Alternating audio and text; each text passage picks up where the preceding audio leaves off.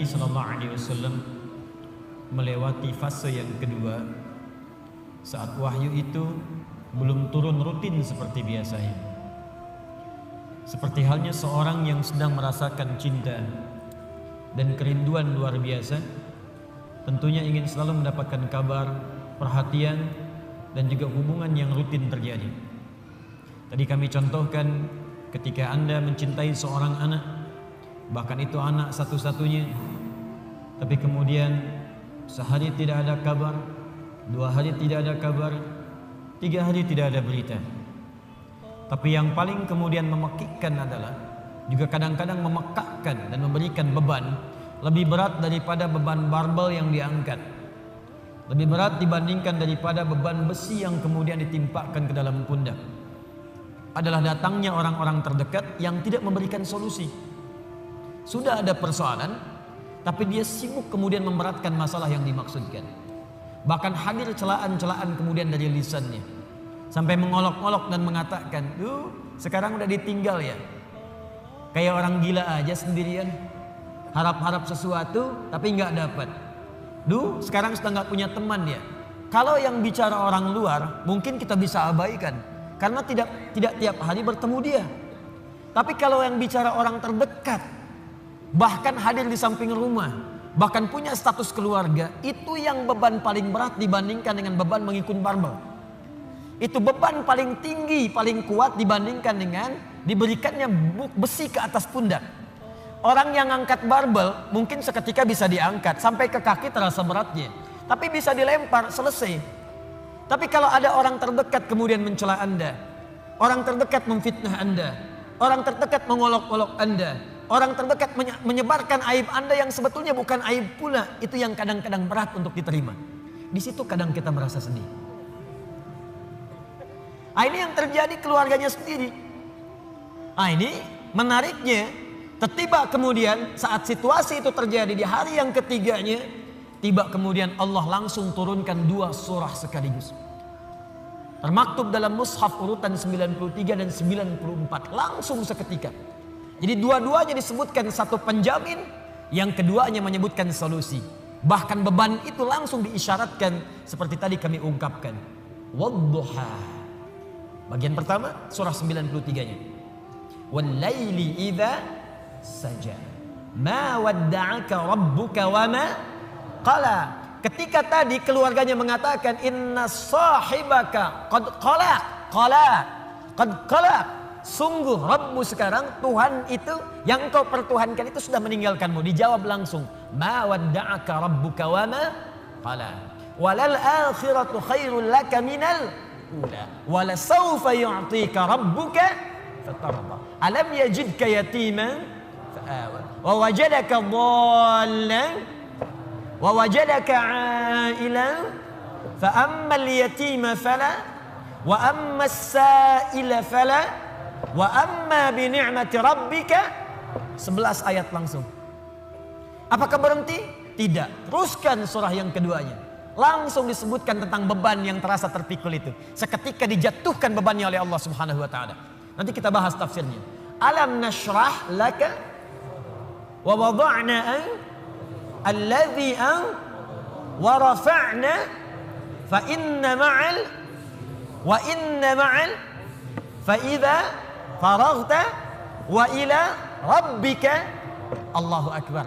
2 surah ini kalau kita bahas dengan benar, tanamkan, hunjamkan ke dalam jiwa, maka orang yang bisa memahaminya dengan baik, demi Allah saya katakan, beban seberat apapun akan ringan terasa ia terima dalam hidupnya. Seakan hidup gak ada beban. Sepanjang 2 surah ini dipraktekkan dalam kehidupan. Karena saya yakin setiap kita itu yang hidup pasti punya beban persoalan. Jadi jangan dikira wajah-wajah yang hadir saat ini, ada yang senyum, ada yang tertawa, belum tentu gak punya masalah. Kadang-kadang tersimpan untuk merasa menghilangkan persoalan itu ketawa. Untuk merasa menghilangkan beban itu tersenyum. Bukan berarti masalahnya hilang. Dan yang paling berat adalah hal-hal yang tidak kita duga sebelumnya. Masalah itu hadir di sekitaran orang-orang dekat kita tersendiri. Dan penyebab persoalan itu adalah orang-orang yang tidak kita duga sebelumnya. Abu Jahal itu partner Nabi sebelum masuk Islam. Dalam apa? Dalam persaingan olahraga, sering bergulat juga, dan selalu Nabi menang. Abu Jahal selalu kalah. Kalah. Sampai seketika dikalahkan oleh Nabi, kalah lagi. Sampai penasaran dengan Nabi. Abu Lahab itu teman-teman sekalian, paman Nabi, bahkan anaknya menikah kemudian dengan putri Nabi SAW. Tidak mudah. Tapi apa yang terjadi? Beban itu yang paling berat yang ada di sekitarannya. Melebihi beban di kantor, melebihi beban di kampus, melebihi beban di pemerintahan, melebihi beban di pekerjaan. Saya mau tanya pada Anda, bapak yang kerja di kantor, berat mana? Maaf ya, berat mana menghadapi pekerjaan yang rumit di kantor atau istri yang selalu cerewet? Maaf Bu ya. Atau ibu deh, berat mana menyiapkan masakan dengan suami yang sering marah-marah? Amin. Tidak mudah. Karena itu kalau yang berat saja sudah ringan bagi diri kita, maka yang kecil nggak ada apa-apanya. Yang kecil tidak ada apa-apanya. Dan teman-teman mohon maaf ya, selama kita hidup, fitrah kehidupan itu bersanding dengan ujian dan masalah. Supaya kita dapat pahala. Bukankah dari masalah itu kemudian ada kesabaran? Bukankah karena masalah Anda rajin tahajud? Besok mau ujian di kampus, malamnya tahajud. Silahkan cek. Besok mau promosi jabatan, baru baca Quran. Besok ada proyek mau lelang, baru puasa. Bukankah dengan semua itu bertambah ada motivasi untuk mendekat kepada Allah? Maka demikian pula hidup berbanding lurus dengan persoalan. Dan persoalan diberikan kepada kita bukan untuk memberikan beban, tapi supaya kualitas hidup kita meningkat. Hanya persoalannya bagaimana mengatasi persoalan itu terasa mudah ketika kita hadapi. Itu poinnya. Jelas sampai sini? Baik, mari kita mulai. Wadduha, saya bersumpah kata Allah demi waktu duha yang menghadirkan cahaya yang penuh dengan kenikmatan. Wadduha.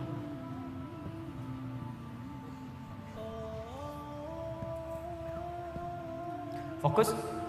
Huruf waw dalam bahasa Arab itu setidaknya secara garis besar ada dua jenis. Satu disebut atof.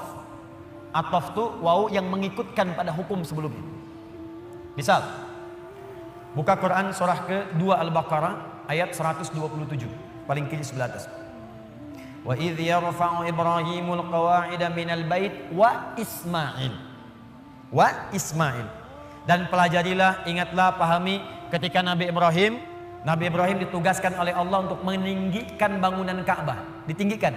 Wa Ismail, dan Ismail ikut mengerjakan itu. Saya ulang, dan Ismail ikut mengerjakan itu. Jadi ketika ada huruf waw di tengahnya, itu artinya mengikutkan satu orang kepada yang lainnya dalam pekerjaan yang sama. Zahaba Ahmad ila Masjid Al-Ukhuwah wa Ali. Ahmad pergi ke Masjid Al-Ukhuwah dan Ali ikut ke situ. Itu waw ataf. Tapi kalau ada huruf waw misal berada di awal ayat biasanya dalam setiap awal surah, dan harokat setelahnya itu kasrah. Harokat setelahnya itu kasrah. Jadi waw ada kalimat, di akhir kalimat itu harokatnya kasrah. Atau kasrahnya tidak ada tapi ditutup dengan alif. Alifnya alif belok begini. Itu menunjukkan wawunya sumpah, qasam, sumpah.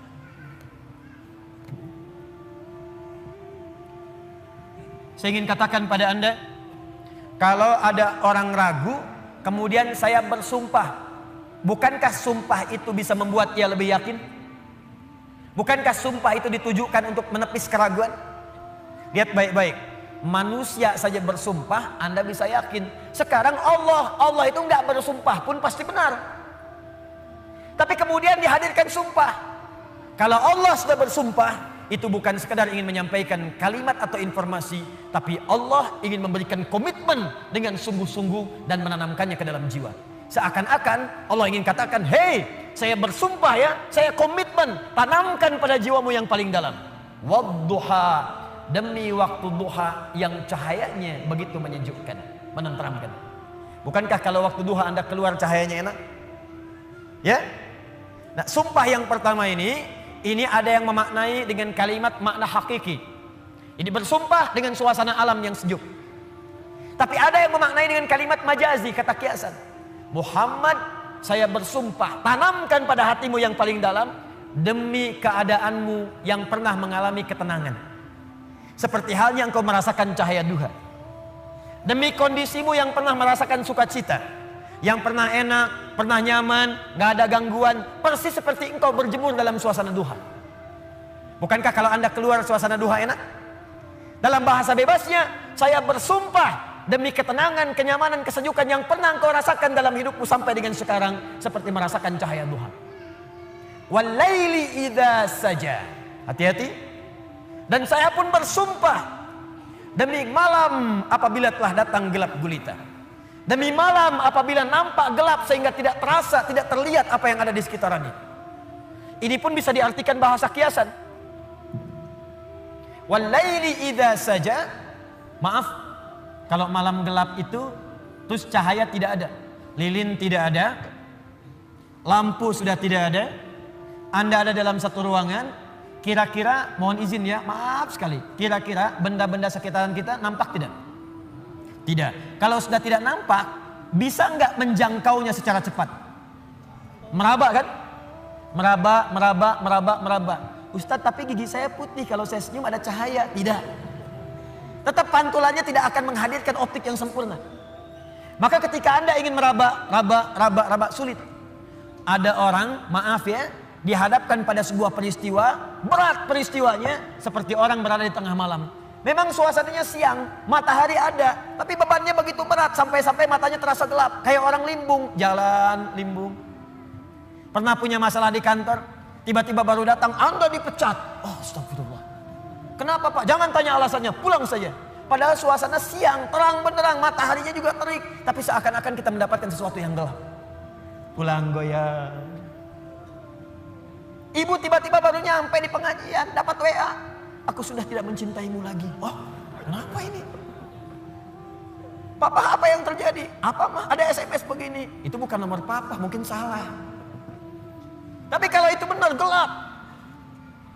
Jadi ada beban-beban tertentu dalam kehidupan yang terasa begitu gelap. Maka muncul kalimat walaili idza saja.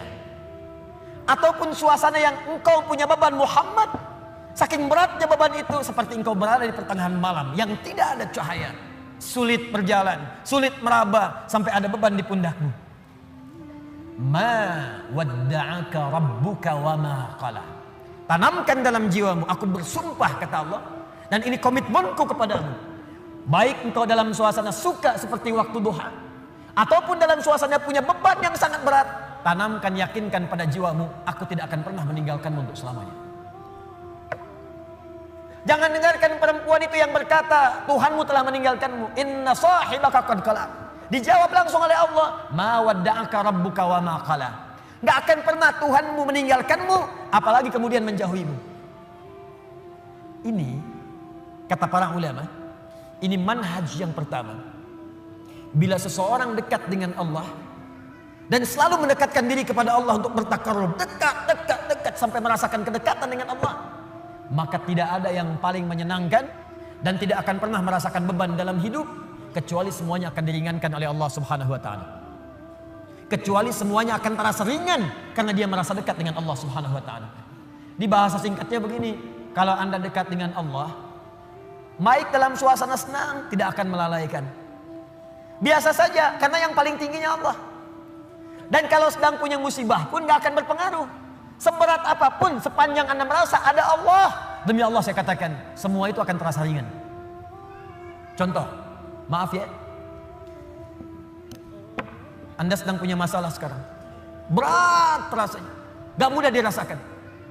Tapi dalam hati Anda ada keyakinan kepada Allah. Tiba-tiba muncul kalimat, la yukallifullahu nafsan illa. Allah gak mungkin titipkan beban persoalan kecuali Anda sanggup menjalaninya. Jadi kalau orang-orang yang dekat dengan Allah, di hatinya ada Allah, dalam pikirannya ada Allah, ingatannya terhadap Allah, jadi yang lain itu terasa kecil. Ini berita langsung dari Allah. Kalau beban hidup kamu ingin ringan menghadapi persoalan, maka dekatkan dirimu kepada Allah. Maka dalam suasana suka engkau tidak akan lalai. Kan ada orang yang suasana suka dia lupa dengan Allah, sehingga gak sadar berbuat maksiat. Dulu waktu belum jadi direktur, olahraganya bersepeda. Jadi direktur, sekarang mulai main golf. Jalan. Sekarang mulai punya sekretaris. Sekretarisnya perempuan. Banyak melihat sekretaris dibandingkan istri di rumah. Jalan. Pergaulan mulai meluas. Hati-hati. Kalau tidak ada manhaj rabbani, kedekatan dengan Allah dalam jiwa, itu bisa berpeluang untuk bermaksiat. Hati-hati. Bisa berpeluang untuk bermaksiat. Dulu belum terlalu kaya. Pakainya sepeda, kadang jalan kaki. Sekarang datang mobil. Kalau nggak punya kedekatan dengan Allah, mobil itu kadang-kadang nggak bisa buka pintunya. Kalau belum dibukakan, nggak mau keluar. Kalau belum muter keliling komplek, belum afdol. Dulu ke masjid bisa jalan, jarak ke masjid cuma 10 meter. Habis punya Grand Max, bahkan ke IMAX, bahkan ke NMAX, motor. Jadi keliling komplek dulu 3 kali. Assalamualaikum, ayo Pak Haji ke masjid. Akhi ayo ke masjid, masih di dalam aja. Dia lupa yang di dalam itu lagi ke Cianjur. Gak ada orang. Itu poinnya. Jadi jangan sampai saat kita berada di atas, maaf, lalai kita dengan kehidupan. Sehingga menenggelamkan kita dalam apa yang kita dapatkan. Tapi yang lebih bahaya, jangan sampai ketika saat sedang punya persoalan, kita juga kemudian merasa berat dengan itu. Bebannya berat, limbung, bicara tidak terkontrol, makan tidak enak, tidur tidak nyaman, dan suasananya nggak menyenangkan, capek saja. Ada yang tiba-tiba naik ke atas tower. Ada yang tiba-tiba naik ke atas tiang listrik. Ada yang naik ke apartemen. Mau bunuh diri, takut. Balik lagi gemetaran. Dan seterusnya. Dan tidak ada kerjaan. Semua itu tidak akan pernah terjadi kalau Anda dekat dengan Allah Subhanahu wa Ta'ala. Di pelajaran pertama dari surah Ad-Duha di awal ayatnya, berusahalah selalu untuk mendekatkan diri kepada Allah Subhanahu wa Ta'ala. Orang yang dekat dengan Allah, maka akan dijamin oleh Allah langsung hidupnya, baik dalam keadaan suka ataupun sedang merasakan duka, tidak akan berpengaruh banyak pada dirinya, karena yang paling tinggi dan paling menyenangkan adalah kedekatannya dengan Allah Subhanahu wa Ta'ala. Jelas sampai sini? Baik. Jadi kalau dia sedang kaya, tahajud jalan, karena yang dirindukan tahajudnya. Lihat Abdurrahman bin Auf, Utsman bin Affan, Tamim Ad-Dari, kekayaan banyak, harta melimpah, kapak terbuat dari emas, malam masih tahajud teman-teman. Masih sempat baca Al-Quran. Utsman itu sampai jadi presiden masih punya waktu untuk khataman Quran. Kan Utsman radhiyallahu ta'ala anhu waktu terbunuh kan sedang baca Al-Quran. Masih puasa, saat itu sedang puasa. Anda bayangkan nikmatnya dekat dengan Allah. Walaupun jabatan tinggi, yang terasa nikmat itu saat sedang beribadah kepada Allah, saat tahajudnya, itu yang dinanti. Nabi itu kedudukannya paling tinggi. Tapi kapan merasakan kenyamanan? Saat tahajud. Sampai tak terasa rakaat pertamanya 5 juz 4 halaman. Paling sedikit 100 ayat. Saya mau tanya pada Anda, pernah nggak merasakan kenikmatan seperti itu? Apakah nikmat saat dapat door prize, apa saat baca wadduhanya? Ayo coba rasakan, sampai hadir situasi itu. Sampai enak, tahajud tuh diburu gitu. Bukan karena IPK-nya dapat 4. Bukan karena dapat proyek besar. Tapi yang dirasakan, ya Allah, terima kasih Engkau titipkan ini. Dan dia kejar siapa yang memberikannya. Kejar malamnya, kejar bacaan Qur'annya, kejar puasanya. Itulah yang sesungguhnya hakikat dalam kehidupan kita. Satu poin pertama. Kalau ada orang yang sudah bisa mendekat kepada Allah, maka Allah jamin. Dalam syukurnya, dalam situasi dia tenangnya, nyamannya, dia tidak akan menjauh dari Allah. Dan dalam situasi dapat musibah pun tidak akan banyak berpengaruh dalam kehidupannya. 2. Allah bersumpah lagi. Walal akhiratu khairul laka minal. Ini yang hebat. Saya kemarin bikin quotes, lalu kita sebarkan. Ini sebetulnya di antara esensi surah Ad-Duha. Kata Allah, Muhammad, saya bersumpah kepadamu, yakinkan pada jiwamu, nanti saat kamu ke akhirat, suasananya akan lebih enak dibandingkan dengan sekarang. Akhirat itu lebih baik dari apa yang kamu rasakan sekarang di dunia. Maksudnya begini, kalau kamu sedang capek, kamu sedang ada musibah, kamu sedang lelah, sabar. Nanti kalau sudah pulang, semuanya akan hilang. Memang dunia itu tempat capek, karena memang tempat beramal. Sholat di dunia, kerja di dunia, puasa di dunia, baca Quran di dunia. Kenapa kita kerjakan? Supaya cari bekal untuk pulang ke akhirat. Nanti kata Allah kalau sudah pulang semuanya akan hilang. Jadi tenang aja teman-teman. Capek cuma sebentar. Ya, capek cuma sebentar. Olah, gak apa-apa. Namanya juga dunia. Dunia itu memang tempat capek. Kalau nggak mau capek, ya pulang. Dunia itu tempat capek. Dan kita memilih untuk hidup. Maka jalani itu, nikmati saja, kerjakan aja. Setiap kerja ada pahala, setiap kerja ada pahala, setiap sholat pahala, baca Quran pahala, niat mencari nafkah karena Allah pahala, merawat anak pahala, memberikan ASI pahala. Gak apa-apa, memang capek, memang ya dunia sifatnya capek. Tobakkan antobak, setiap tahapan tuh capek lagi, biasa, supaya dapat bekal. Bukankah orang kerja dapat gaji? Dan enak kan kalau gajian? Dan kalau sudah dapat gaji, lupa kan 29 hari ke belakang? Anda itu bekerja, kerja, berangkat gelap, pulang gelap. Tapi kalau sudah dapat gaji, semua itu kan hilang lupanya. Pergi ke Lembang, ya, jalan sama keluarga. Ada yang ke Palembang, beli pempek. Ada yang ke Lembang, beli mak Lembang. Semuanya kayaknya hilang aja. Besoknya kerja lagi. Kata Allah, saya janjikan yang lebih dahsyat. Kamu sabar saat di dunia, karena dunia memang tempatnya capek. Kamu cari bekal aja, nanti saat pulang ke akhirat, saya berikan yang lebih indah dan gak akan pernah ada capek lagi. Sholat, udah gak ada lagi. Jadi jangan pernah bercita-cita, nanti ahli surga Firdaus saya tahajud lagi. Terlampau soleh. Udah gak ada. Baca Quran, gak ada lagi. Yang ada itu masuk surga dengan Qurannya. At-Tirmidzi, nomor hadis 2915. Dipakaikan di atasnya mahkota. Dipakaikan di badannya jubah kehormatan. Dipakaikan di tangannya gelang-gelang emas. Pakaiannya sutra. Quran surah ke-35 ayat ke-33. Jannatu adnin yadkhulunaha yuhallawna fiha min asawir, ya, min dhahabin wa lu'lu'a wa libasuhum fiha harir. Ahli Quran mau masuk ke surga pakai jubah, pakai mahkota, emas, sutra, semua naik. Apa yang terjadi? Dimintakan membaca Quran yang ia biasa bacakan saat di dunia. Jadi setiap dia baca, naik. Iqra wartaqi fa inna akhira qiraatika akhiru manzilatika. Baca Quran yang biasa engkau bacakan saat di dunia. Nanti akhir bacaanmu, di situ tempat tinggalmu di surga. Dan berita baiknya, dia bisa menggandeng bapaknya, ibunya, suaminya, istrinya, anak-anak, cucu ikut di belakang semua. Kalau mereka orang yang beriman dan soleh di hadapan Allah Subhanahu wa taala. Dipimpin oleh ahli Quran, naik ke surga.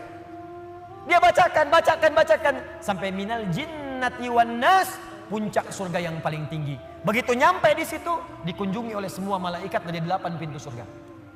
Itu ada di Quran surah 13 ayat ke-24. Wal malaikatu yadkhuluna alaihim min kulli bab. Dan malaikat semua mengunjungi dia dari semua pintu, mengucapkan salam. Lihat kalimat pertamanya, salamun alaikum bima sabartum. Selamat ya, saat di dunia kamu sabar cari bekal. Sabar capek. Sabar mengeja huruf dari Iqra. Sabar menghafal. Sampai ada yang mencela. Sabar. Orang lain ngejar dunia, Anda ngejar akhirat. Sabar. Orang lain cari ini, luaskan rumah, tambah mobil, tambah kendaraan. Meninggal, gak dibawa. Anda sabar. Masya Allah. Orang akhirat. Saya ngelihat ada ahli Quran tuh. Seringkali saya berhadapan dengan ahli Quran tuh dari daerah-daerah, seringkali menangis. Ada yang datang pengen setoran. Anda bisa kebayang gak suaminya pekerja mungkin kasar, orang sebutnya kuli. Istrinya ngambilin kayu bakar. Kadang ke sawah. Anaknya bahkan ada yang masih kemudian kecil-kecil. Tapi kalau Anda berkunjung ke rumahnya, semua makanan dihidangkan yang mampu dia suguhkan. Lalu keluar kalimat alhamdulillah, Abi kalau bekerja dapat uang banyak sekali. 500 ribu. Sebulan 500 ribu. Banyak sekali. Syukur. Ternyata perempuan itu sudah punya sanad hafalan Quran 7 qiraat.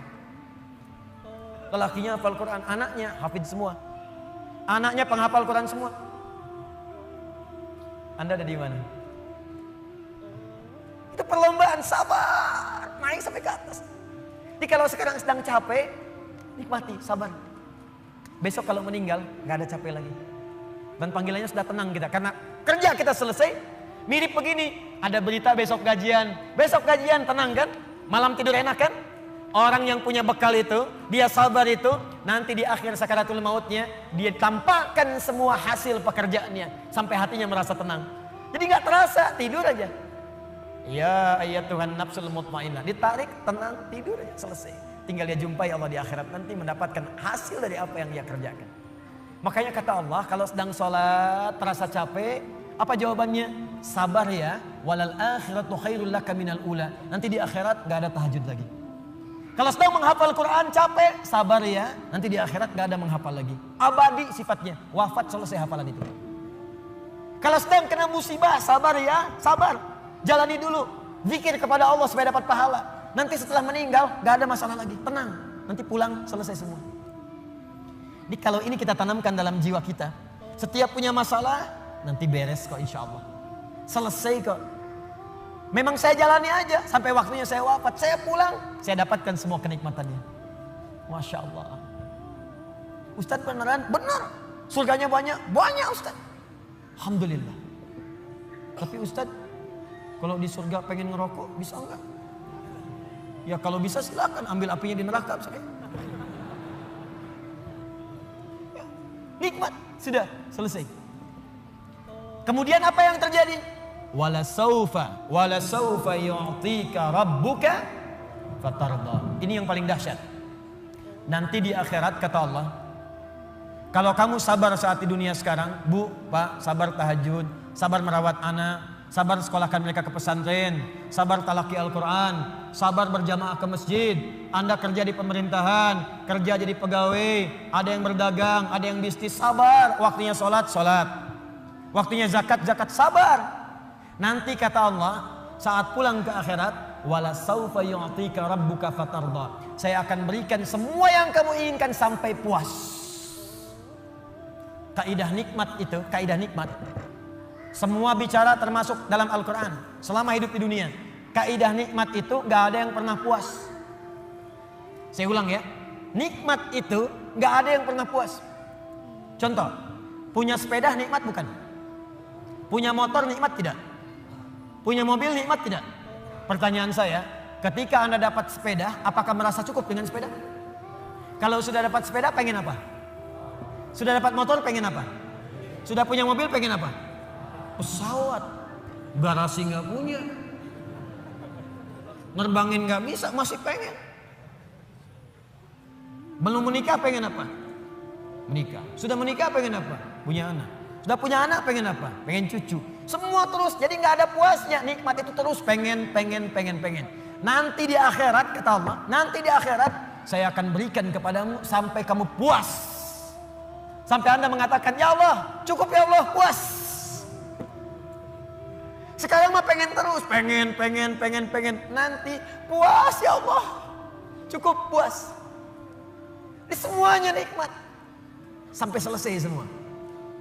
Makanya bersabar dunia sebentar.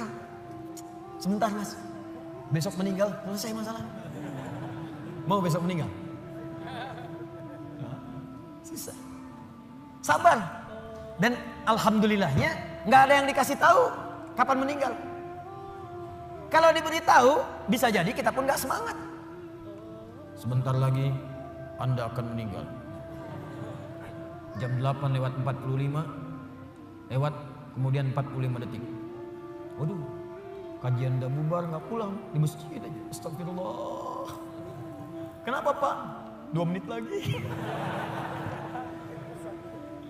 Ini amalan nggak terencana.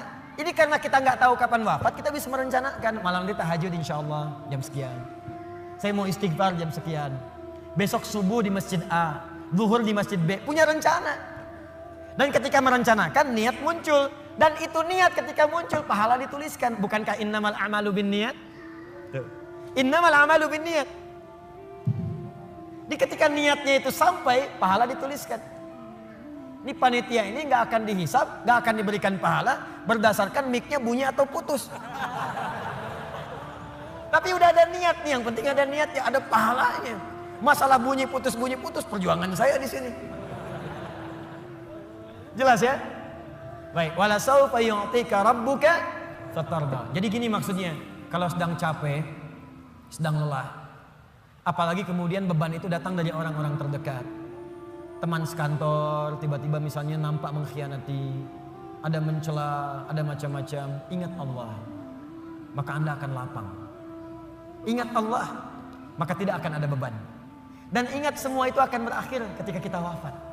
Kalau itu ada dalam diri kita, maka demi Allah saya katakan, beban itu seberat apapun akan ringan. Ingat itu baik-baik. Wala sawfa yu'tika rabbuka fatarda. Alam yajidka yatiman fa'awa. Muhammad, coba ingat-ingat. Kamu sekarang gak usah merasakan beban berat. Bukankah dulu pun aku buktikan kepadamu saat engkau yatim, aku kirimkan orang-orang sekitaran untuk bisa memberikan perlindungan kepadamu. Lahir bapak tidak ada ibu. Ibu wafat usia 6 tahun, ada kakek. Kakek wafat usia kemudian Nabi Muhammad 8 tahun, ada paman. Ada semua. Ingat Muhammad SAW. Kalau sedang kamu merasakan beban, ingat senang yang dulu saya berikan. Manhaj yang ketiga. Kalau sedang merasakan kesulitan dalam masalah, kalau masalah ingin cepat diringankan oleh Allah, maka bandingkan masalah itu dengan solusi yang pernah dirasakan sebelumnya. Bandingkan persoalan yang sulit itu dengan kesenangan yang sudah dirasakan sebelumnya. Suami istri sedang punya masalah, malam ini punya persoalan, sampai nggak bicara. Coba duduk dulu baik-baik. Ingat masa-masa senang ke belakang. 15 tahun berumah tangga, masa mau dikalahkan dengan masalah di satu malam? Ingat banyak senangnya atau banyak dukanya, banyak sukanya, banyak dukanya, banyak nyamannya, banyak masalahnya. Coba timbang-timbang lagi. Mungkin dengan menghadirkan nostalgia kesenangan itu, yang ini akan terasa ringan. Ma, kenapa malam ini kita mesti cemberut ya? Bukankah kemarin-kemarin kita tertawa? Gara-gara papa semuanya. Gak apa-apa mah, memang gara-gara papa. Papa terima. Tapi mungkin Allah titipkan keburukan di papa itu karena mamah bisa menyempurnakan. Mungkin Allah pilih mamah itu adalah mamah yang bisa membimbing papa lebih baik. Masya Allah. Oh gitu ya Pak ya, mama bikin status dulu ya. Jadi kalau semuanya begitu enak rasanya. Tapi memang diucapkan mudah, menjalaninya belum tentu mudah. Ustadz juga begitu. Ya, makanya jarang sekali ada ustadz ceramah bawa istrinya. Nah, jadi kalau kita punya persoalan yang kecil-kecil sekarang, ingat masa lalu. Bu, Pak, ya maaf di kantor ada masalah. Masalahnya hari itu, jangan langsung merasa berat. Ada proyek gak selesai dimarahin sama bos. Anda kerja sudah 10 tahun, dimarahin baru hari itu. Senangnya kan banyak, udah 9 tahun. Masa persoalan sehari mengalahkan persoalan 9 tahun yang senang ke belakang? Kan tidak lucu. Anda gagal satu ujian, 9 mata kuliah lulus semua. Masa harus meratapi diri pada yang satu itu? Selesaikan. Mungkin di situ Allah ingin berikan anugerah supaya Anda paham lebih dalam. Mungkin disitulah kepakaran Anda supaya belajar lebih dalam lagi. Diangkat kemudian karena pakar itu, di masalah itu. Saya dulu itu setiap menghadapi pelajaran-pelajaran bahasa, apalagi balaghah, macam-macam dan sebagainya itu. Di situ perasaan awal pertama sulit saya hadapi. Begitu dihadapi rupanya Allah menginginkan kita lebih fokus pada masalah itu. Seakan awalnya susah, ternyata ada nikmat di balik itu. Itulah poinnya teman-teman sekalian. Jadi kalau Anda sedang merasakan kesulitan, ingat masa-masa lalu saat Allah memberikan banyak nikmat dalam kehidupan kita. Jelas sampai di sini? Baik. Wa wajadaka dhallan fahada. Ingat Muhammad, dulu engkau belum pernah punya pengetahuan seperti sekarang. Engkau belum dapat bimbingan dari wahyu seperti sekarang. Ini dhallan di sini jangan sembarangan menerjemahkan ya. Di Al-Qur'an itu ada kalimat serupa tapi maknanya bisa beda. Ghairil maghdubi 'alaihim waladdallin.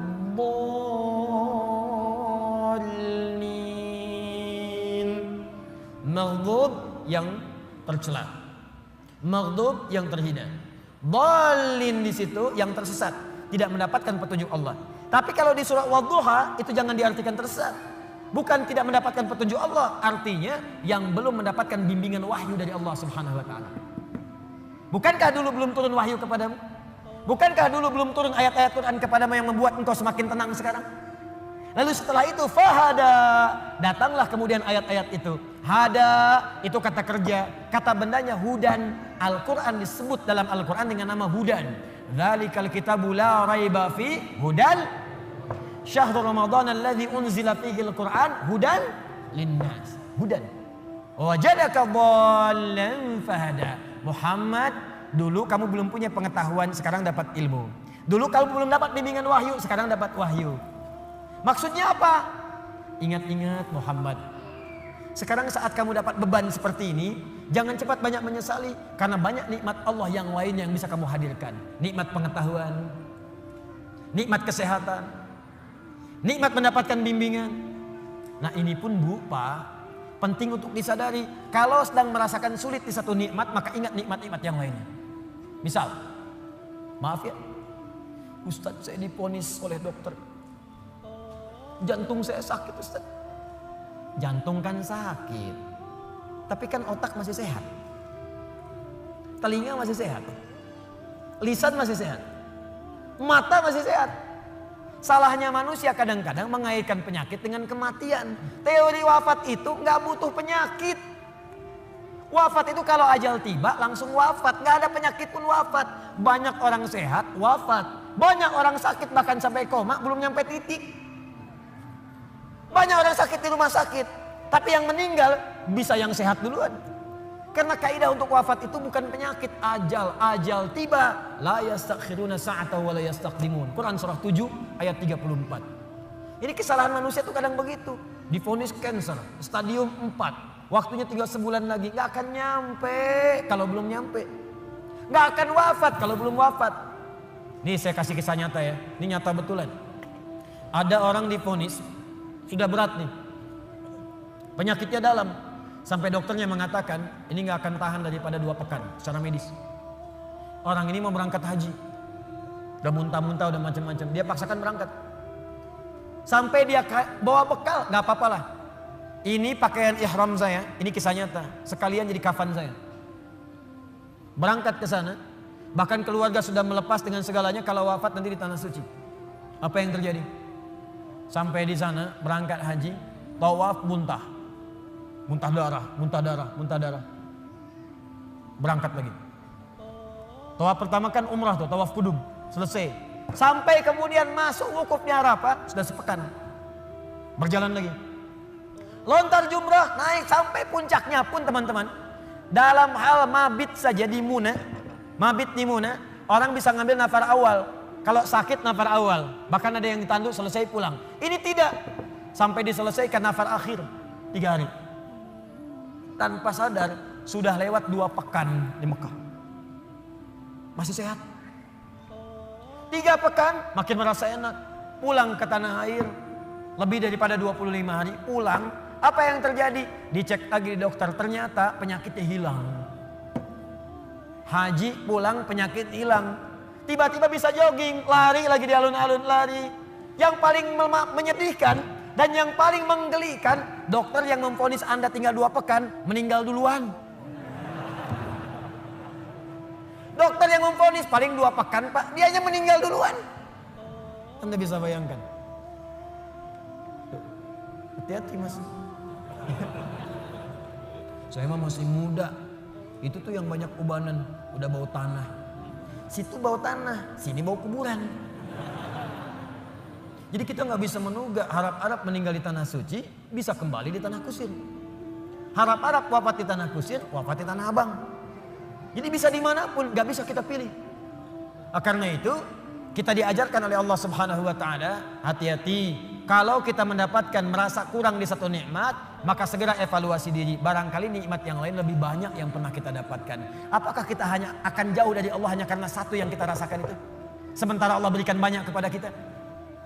Nah ini pelajaran penting juga.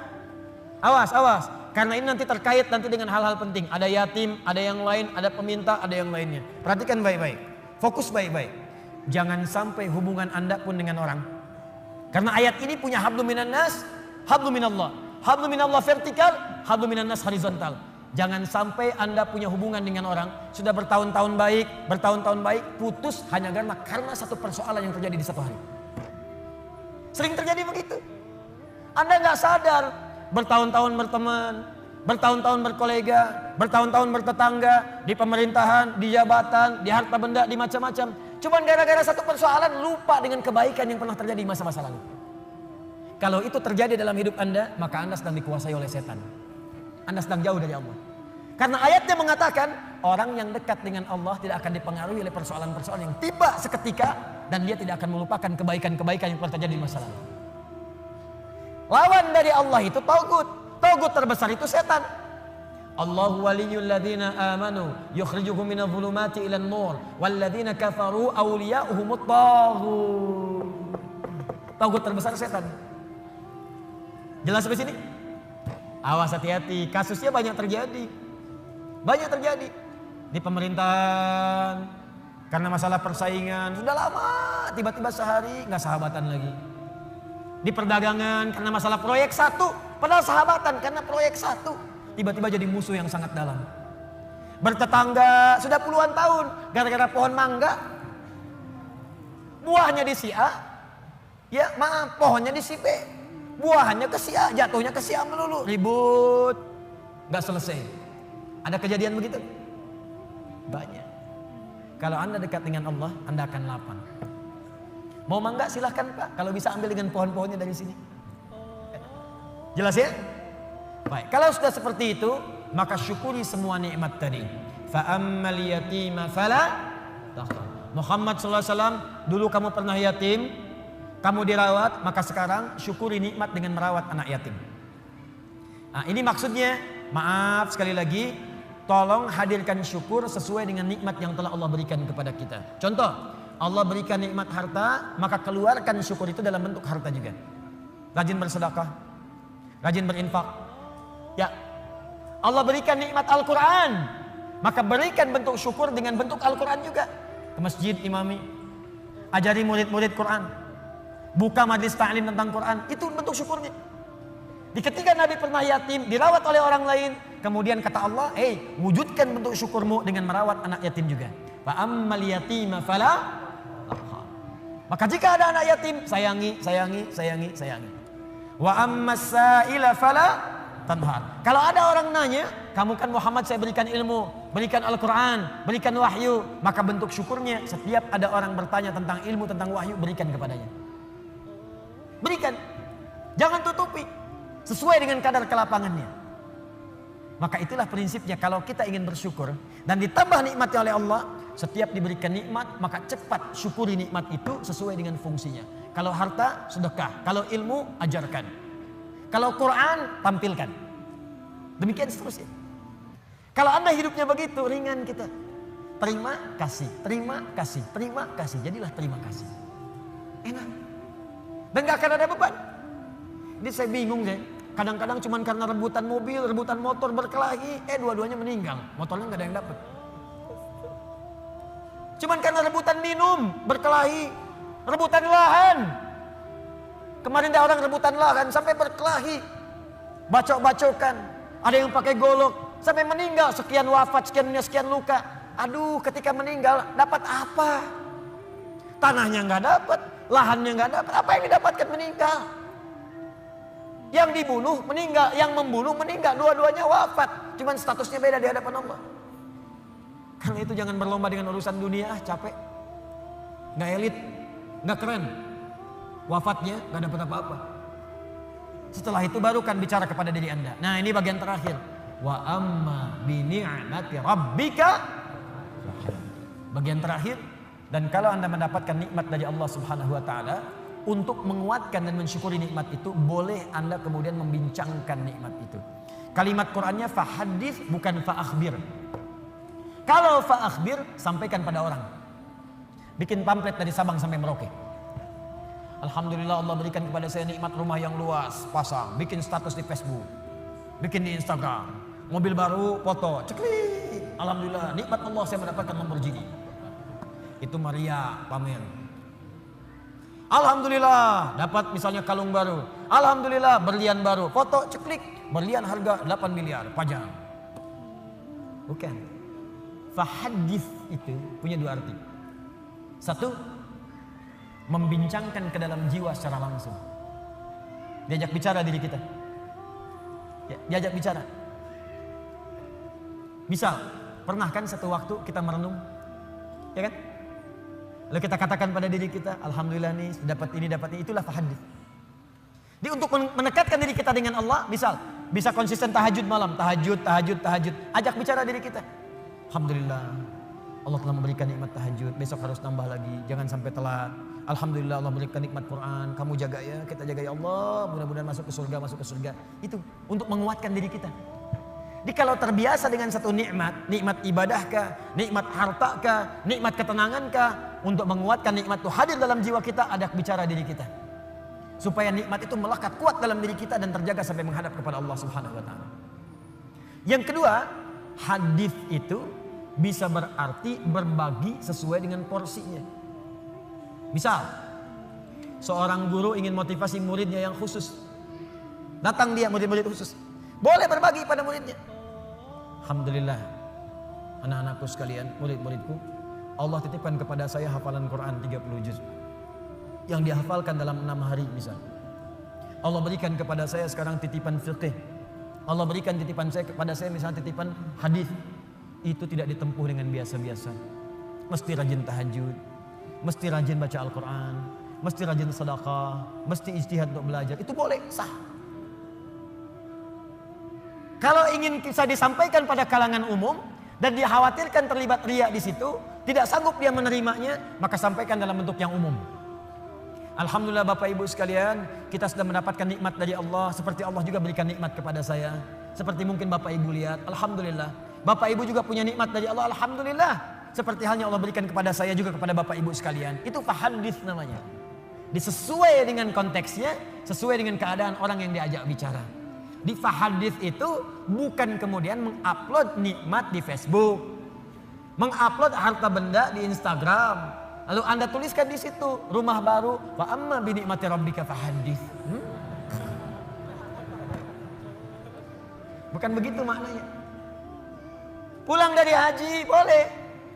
Saya kumpulkan tetangga untuk berbagi zam-zam, nggak usah bicara, zam-zamnya dibagi, kurmanya dibagi, wa amma bi ni'mati rabbika fahadits.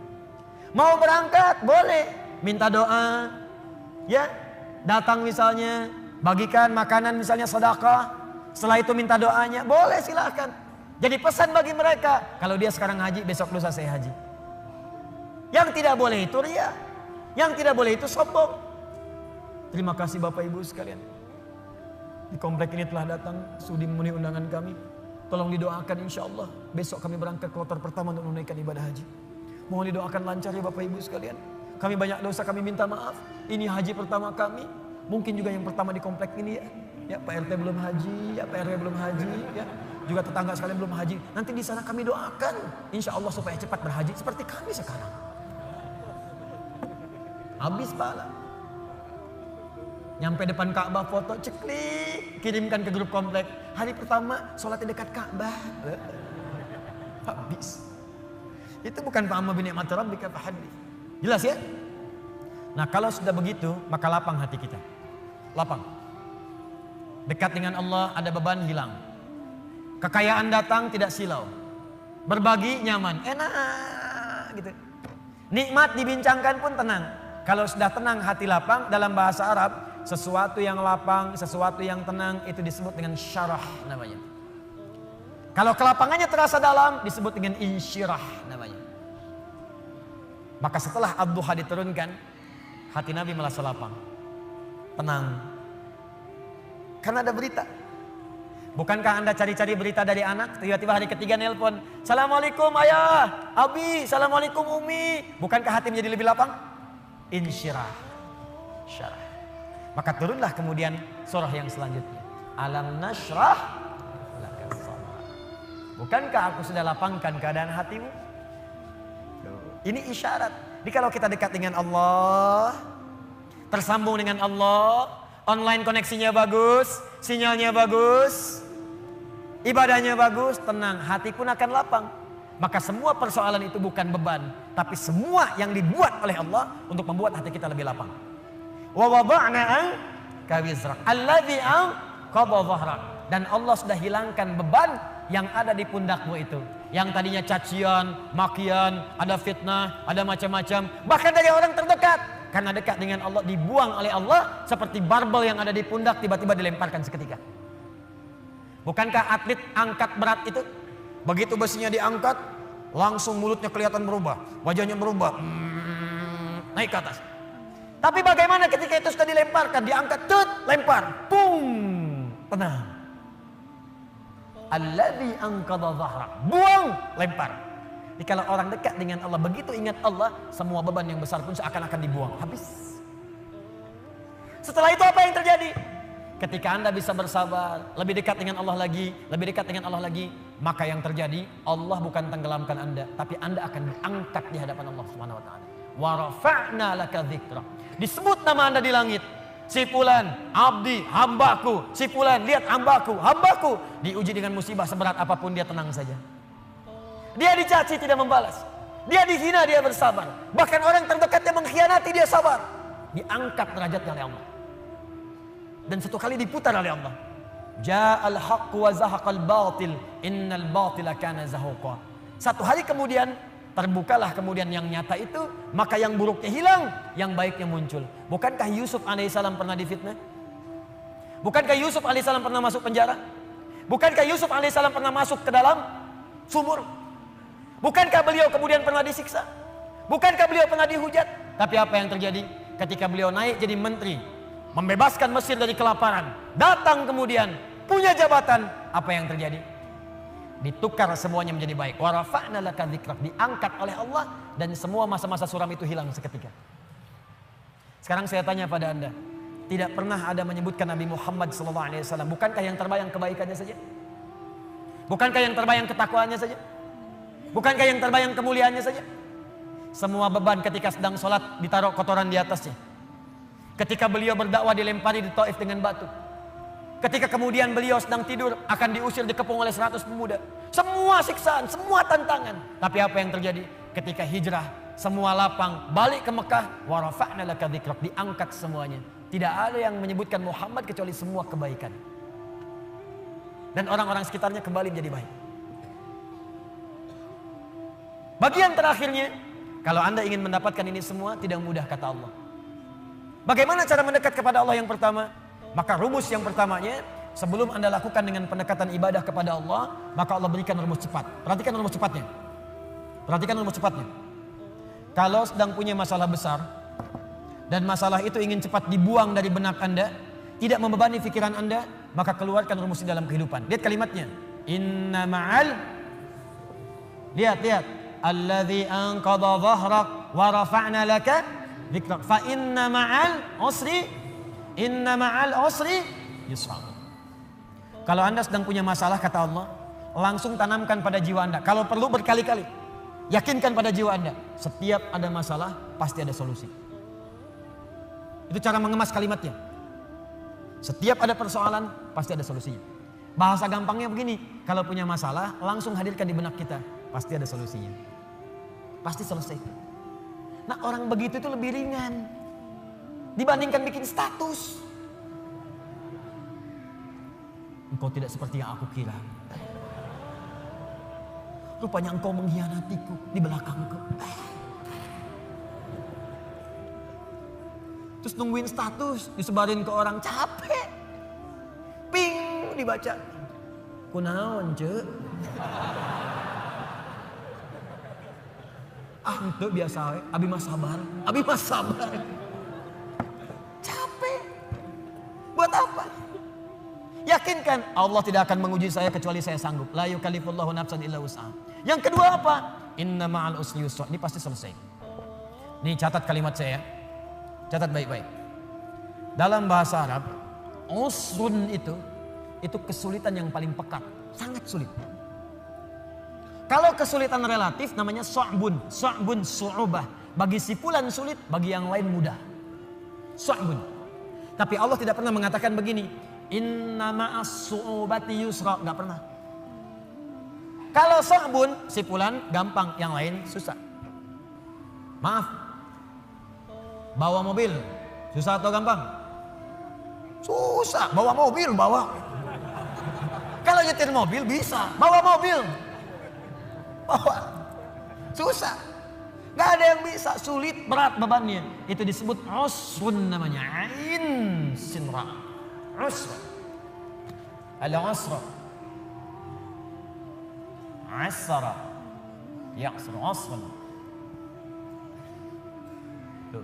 Berat seberat-beratnya. Solusinya, kalau mudah yang relatif namanya sahlun, sahlah, suhulah. Itu bagi si A mudah, yang lain belum tentu.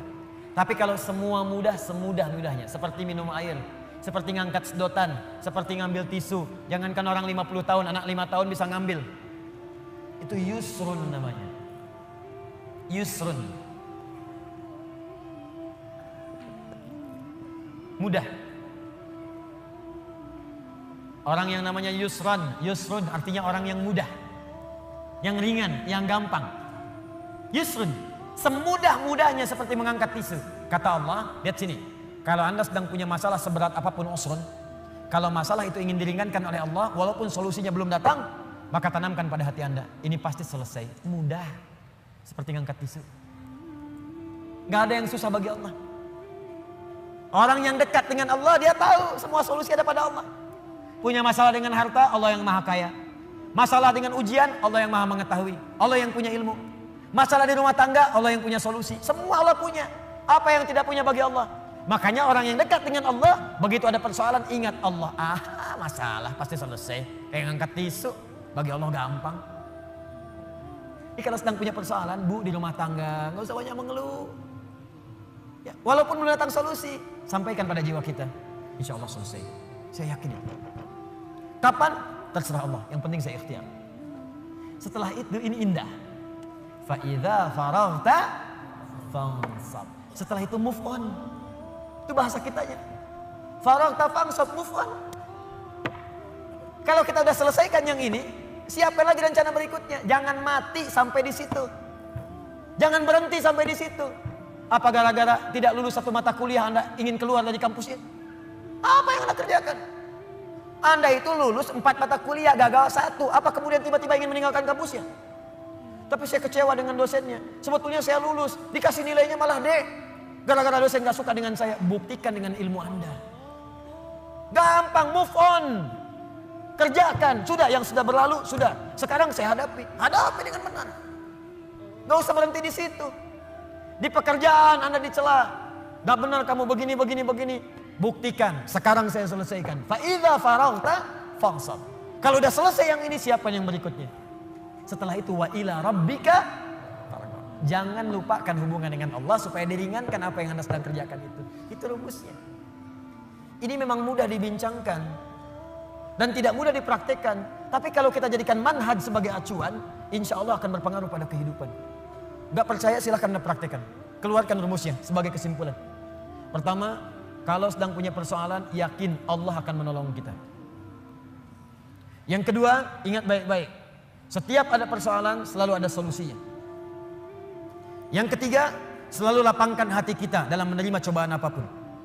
Yang keempat, cepat move on. Kalau ada masalah, selesaikan, hadapi, serahkan semua kepada Allah hasilnya. Setelah itu, siapkan rencana-rencana kita berikutnya.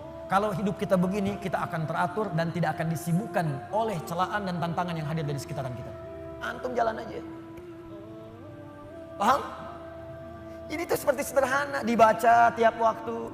Suratnya dibaca saat maghrib, dibaca saat isya. Mana buktinya? Baru baca wadduha, setelah itu sudah mengeluh. Wala sawfa yu'tika rabbuka fatarda, sampai ujungnya wa amma bi ni'mati rabbika fahaddits. Assalamualaikum warahmatullahi wabarakatuh. Assalamualaikum warahmatullahi wabarakatuh. Kenapa akhi? Masalah saya belum selesai. Sabar, terapkan. Jelas sampai di sini? Nah, karena itu kesimpulan dari materi kita malam hari ini, pertama, selalulah mendekat kepada Allah Subhanahu wa taala agar hidup kita lebih mudah. Saya ulang, selalulah mendekat kepada Allah Subhanahu wa taala agar hidup kita lebih mudah. Yakin, Pak? Bu, yakin. Allah itu pencipta kita, Allah yang punya solusi dari semua masalah kita. Anda dekat dengan Pak Wali Kota, pekerjaan Anda mudah di kota. Anda dekat dengan Allah, apa yang tidak mudah bagi Allah? Anda kan kalau keluar dari Bandung sulit juga. Pejabat di kota Bandung masuk kabupaten belum tentu bisa mudah. Pejabat di Jawa Barat masuk ke Sumatera belum tentu mudah. Pejabat di Indonesia masuk ke Afrika belum tentu mudah. Anda dekat dengan Allah, di mana batasan Allah? Gak ada. Dimanapun Anda mudah. Meninggal mudah. Ya ayat Tuhan nafsul mutmainnah. Hei jiwa yang tenang, ayo cepat pulang. Mudah. Masuk alam kubur mudah. Quran surah 3 ayat 169 sampai 172.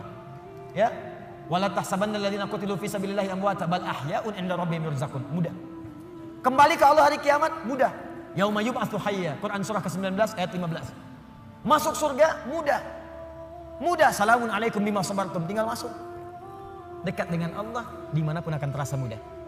Nah, karena itu PR kita malam hari ini coba susun rencana. Ibadah apa yang bisa kita kerjakan secara mudah supaya kita bisa lebih dekat dengan Allah Subhanahu wa taala. Ibadah apa saja secara bertahap yang bisa kita kerjakan untuk membangun kedekatan dengan Allah. Misal, maaf ya, nggak harus semua dikumpulkan dulu.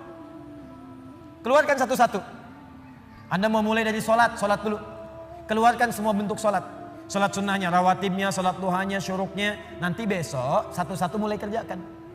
Jangan semuanya dulu. Tahajud pengen langsung 11. Memang bangunnya jam 2. Sholatnya sampai jam 3. Tidur lagi, bangunnya jam 8. Pakai rumus Nabi 2 rakaat dulu, witir 1 rakaat. Gitu dulu.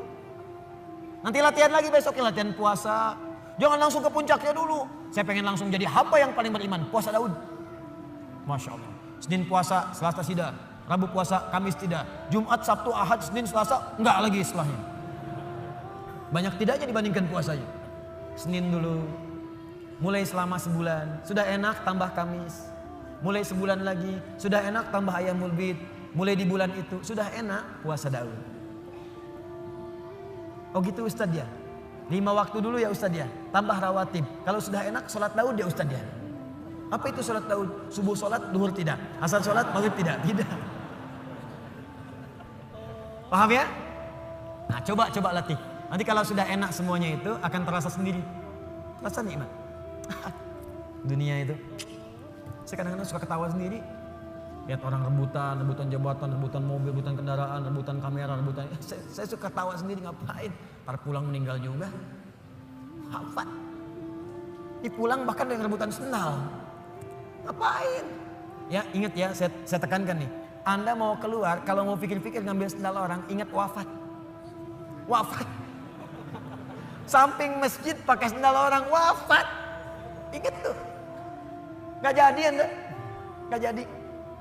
Ya, ingat tuh kalau sedang jadi pejabat pengen tanda tangan, ditawarin tuh. Ya, disuruh korupsi, disogok, ingat wafat. Wafat. Begitu mau dikasih, ngasih apa tuh? Ada FIFA. Wafat kamu sekarang. Wafat sekarang. Wafat. Oh masa sih Pak wafat? Tobat kamu, tobat. Tapi 1 triliun Pak. Gede gening. Ayo istihoroh. Ingat ya, itu poinnya, dekati diri kita dengan Allah. Setelah itu, lihat apa yang terjadi. Rasakan bedanya, bedakan rasanya, pasti akan terasa bedanya untuk kita semuanya. Saya kira itu 2 surah yang kita bahas malam hari ini. Memang surah ini biasa kita bacakan, tapi jarang diamalkan oleh setiap orang-orang yang membacanya. Karena itu, dari sini mudah-mudahan kita dikuatkan oleh Allah untuk mengamalkan isinya. Semoga kita dilapangkan hatinya dan saling berbuat baik. Kalau ini dianggap berhasil apa yang saya sampaikan, setelah ini ada kelapangan dalam jiwa kita. Tapi kalau tidak merasakan ada pengaruh, berarti mungkin mohon maaf. Bisa jadi Anda yang kurang fokus, atau saya yang kurang benar menyampaikan. Atau mic-nya yang kurang jelas. Tidak ya, kita belajar dengan baik insya Allah. Mudah-mudahan ada kemuliaan untuk kita semuanya.